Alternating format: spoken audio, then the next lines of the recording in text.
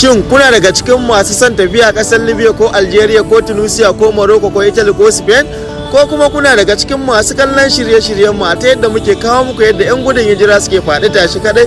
To jama'a, a cikin bidiyon namu ne zan ba ku shawarwari ne dangane da waɗanda suke gani idan sun tafi ƙasar Libya ko Algeria to fa su sun warke fa. To aboki na ka sani cewa waɗannan ƙasashe da kaga ana zuwa fa, idan kaga mutum a cikin wannan ƙasar to idan har zai buɗe maka cikinsa to magana ta gaskiya zai wuya kai marmarin zuwansu.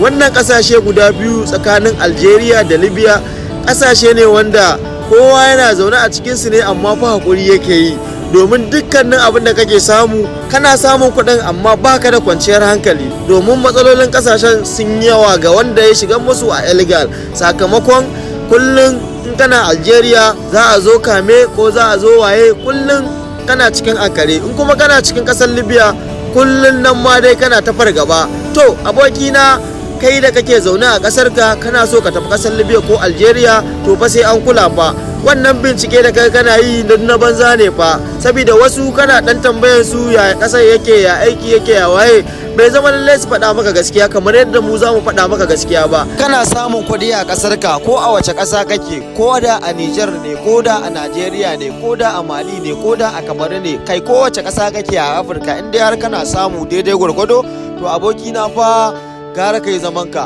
In dai har ba so kake ka tafi turai ba, idan kuma turai kake so ka tafi to ina mai baka shawara ka rike kuɗin ka complete wanda zai kai ka ba tare da ka tsaya neman kuɗi a waɗannan ƙasashe ba, domin kuwa sai ka yi nisa sosai za a mai da kai baya. To jama'a, da fatan dai kun ji daɗin wannan bidiyo. Daga ni na kunnan sarkin Afirka nake bude aiki dangane da wannan tafiye-tafiye da yan uwa ke yi.